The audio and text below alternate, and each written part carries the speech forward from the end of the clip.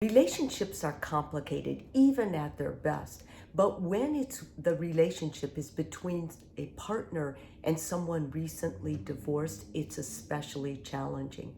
I think what's really important is that you're aware that as the divorced person, what you're going to go into with dating is going to be completely different than what you did before. Because in a real sense, you don't have as much trust in what you used to believe. Your introspection into the relationship may be really different than when you first began dating.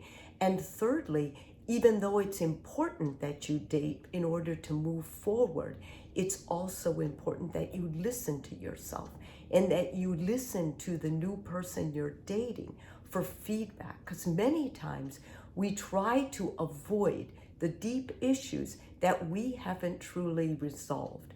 I think the most healing person to someone who is trying to date again after a divorce is the person they do date.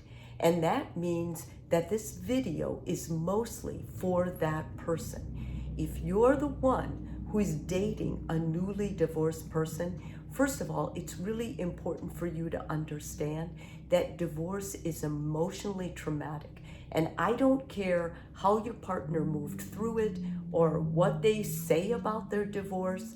I don't know what stage they're in, but what's most important is you have to be aware of your place, how your responsibility is in communicating what you see to your partner. And that's going to take boldness. That's going to take honesty. That's going to mean that you speak your truth. And you're not going to be able to speak it if you're head over heels infatuated with this person and all you want to do is make it work. I'm going to ask you to step back. I've got 3 warning signs that this person that you're dating who is newly divorced may not be ready to love you in the way you want to be loved. And you may want to rethink this relationship.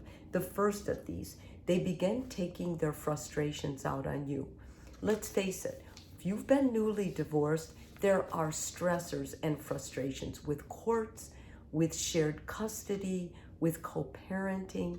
And this is just in the best case scenario, but you never know what the ex is doing. And so I think a lot of times the partner is stressed, and they're stressed and they get irritated with you in this case. They're not as patient. They seem more explosive. If you're the person dating this kind of a partner who's newly divorced and they begin acting you this way, you want to be especially aware and alert. This is the first sign usually that this relationship is happening too soon for this person. And rather than just, continuing forward full steam ahead, I'm trying to protect you and I'm trying to protect any potential chance for this relationship. I'm telling you to step back. It's going to be better for you in the long run. Secondly, you've bonded over a common enemy. Many times what will happen is during a divorce, one of the ex, the person you're dating, feels like they have been basically ostracized. Maybe the in-laws stepped in. Maybe they didn't get their kids as much as they wanted. Maybe they were blamed for what happened. Whatever the reason, they're going to want you to side with them. They're going to want you to help share the load. Now, this is what's important for you to know. Sharing the emotional load of just day-to-day living is different than sharing the load of this ex with them. You do not want to make this ex your enemy. This is not your baggage. The person you're dating is the person you're interested in, and they have to resolve the issues with the ex. You don't want that transferred into this relationship. Why am I saying that? Because in the best case scenario, if this is a good relationship and you guys make it, you are going to want to be cooperating with that ex. No matter how crazy your partner says they are right now, this too will pass with time. And if they have a child, it's going to be in your best interest, as well as your partner's, the one who is the divorcee, to work with that ex. And so whatever you do, try not to make that ex a unified person.